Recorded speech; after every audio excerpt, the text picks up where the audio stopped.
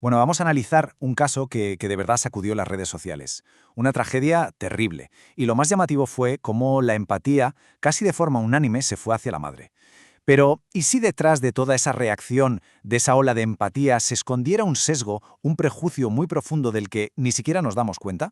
Pues bien, vamos a desgranar un análisis que le da la vuelta a todo y que cuestiona lo que parecía evidente en este caso. Para entender la que se montó en Internet, primero hay que tener muy claros los hechos, o sea, los datos fríos, lo que la investigación confirmó que pasó y que dio pie a todo el debate posterior. A ver, esta es la secuencia, tal cual, sin interpretaciones. Y aquí hay un dato que es absolutamente clave y que la autopsia confirmó. El padre fue exculpado por completo. Se verificó que él no estaba allí cuando todo ocurrió. Esto es fundamental para lo que viene después. La madre dejó dos cartas. Y esta frase, en concreto, fue como la semilla de la historia que estaba a punto de explotar en redes sociales. Una historia de abandono, de desesperación, que fue la que acabó moldeando casi toda la opinión pública. Con los hechos ya sobre la mesa, la conversación en Internet no tardó nada en estallar. Y la reacción al principio fue, vamos, abrumadora. Iba toda en una misma dirección, construyendo un relato muy concreto. De forma casi inmediata, la conversación se llenó de comentarios de empatía hacia la madre. Se empezó a hablar de la presión, de la soledad, de la falta de apoyo del Estado. Y con esto se empezó a crear un marco para entender e incluso para justificar lo que había pasado. Y de ahí surgió esta idea de que la madre estaba en una especie de callejón sin salida. Este argumento fue clave para generar simpatía, porque se la presentaba como una figura trágica, atrapada, que iba a ser juzgada hiciera lo que hiciera. Y aquí, ojo, aquí es donde la culpa empieza a cambiar de manos.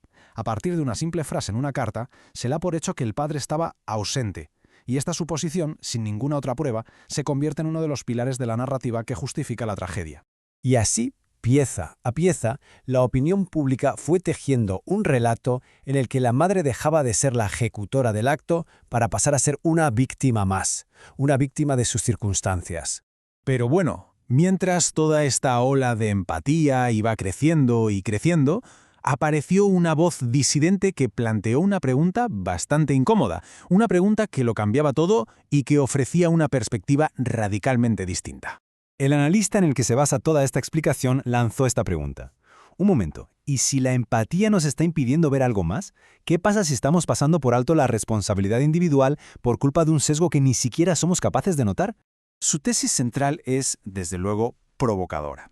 Él argumenta que la reacción del público no es para nada espontánea, sino que revela un sesgo ideológico muy profundo, que él atribuye a ciertas corrientes del feminismo, que asigna por defecto el rol de víctima a la mujer y el de culpable al hombre.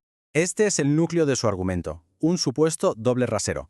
La explicación de un mismo acto cambia por completo según el género. Si es una mujer, se buscan causas externas que la exculpen. Si es un hombre, se asume que hay una maldad inherente en él.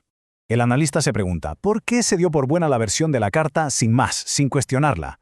Para él, esta aceptación tan inmediata es la prueba definitiva de que ese sesgo estaba funcionando a pleno rendimiento.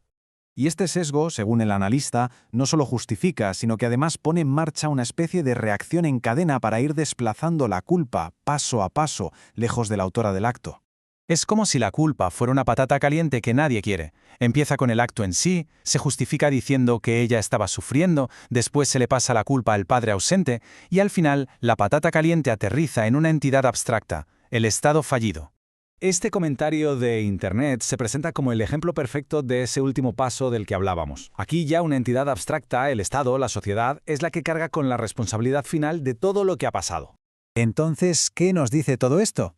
¿Estamos ante un caso aislado o es más bien la punta del iceberg de un fenómeno mucho más grande que se manifiesta en cómo reaccionamos en Internet? Pues la idea es que este incidente se convierta en un caso de estudio de una tendencia social mucho más amplia, la de un reflejo casi condicionado para interpretar cualquier hecho a través de un filtro ideológico que ya tenemos puesto. Él lo resume todo en estos dos sesgos clave que, en su opinión, lo distorsionan todo. Por un lado, un juicio basado en el género, y por otro, una tendencia a externalizar la responsabilidad, a buscar culpables fuera del individuo. Y para reforzar su argumento, el analista señala que esto no es algo que pasara solo esta vez.